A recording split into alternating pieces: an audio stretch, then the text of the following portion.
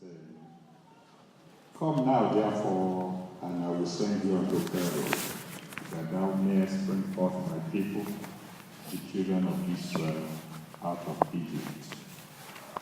And then Exodus chapter 4, verse 13 to 14.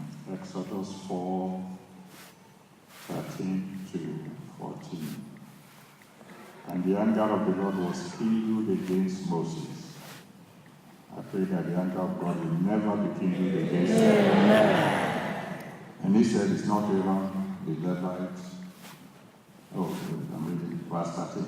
And he said, as Moses said, and he said, "Oh my Lord, send, I pray thee, by the hand of him whom thou wilt send." And the anger of the Lord was kindled against Moses. And he said, "It's not Aaron, the Levite, thy brother. I know that he can speak well." Etc. God has many ways of speaking.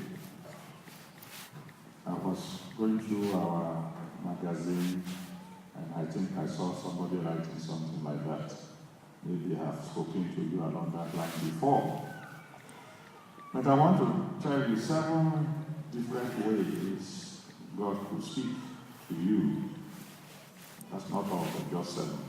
Number 1, he will be speaking as a plea. We don't want to use the word beg, so we use the word plea. It's pleading with you. In Ezekiel 18, verses 31 and 32, Ezekiel 18, 31 and 32, he said, why should you die? Sinners. He said, "I have no pleasure in the death of sinners." So he's pleading, why do you want to die? In Proverbs chapter 1, verse 22, Proverbs 1, verse 22, he said, "How long, ye simple, will ye love simplicity?" That's a very polite way of saying, how long, you stupid fellow, do you want to love stupidity? That's a plea. Appealing to you. The second way you could speak is give an advice.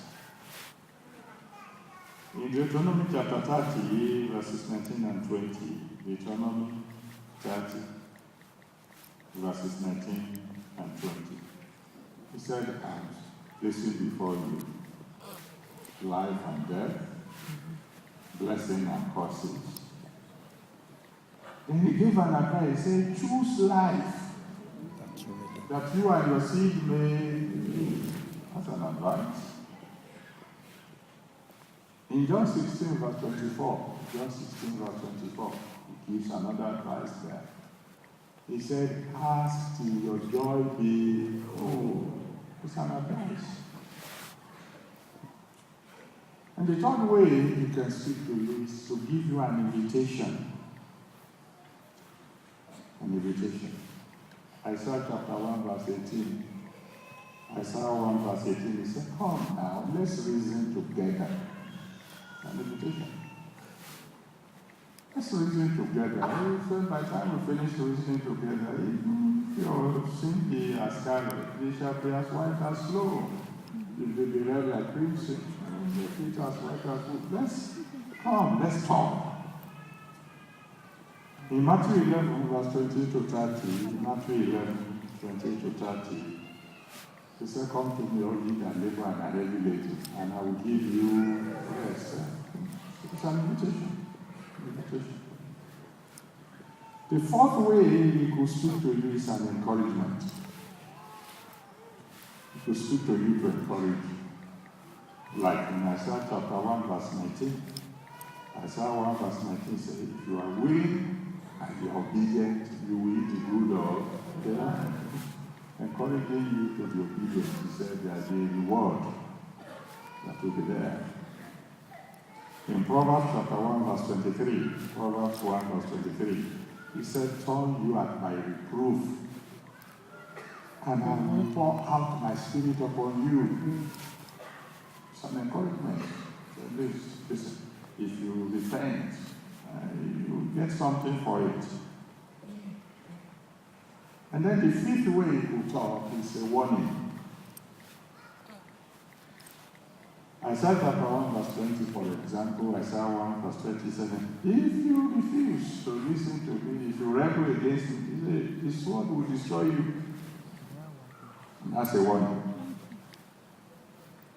In Proverbs 29 verse 1, Proverbs 29 verse 1 it says, he that is often reproved and hardeneth his neck will perish suddenly, and that one without any room for change.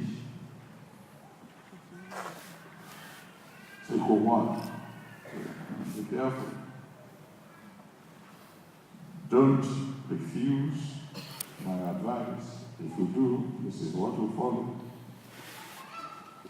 The secret way you could talk to this by declaration.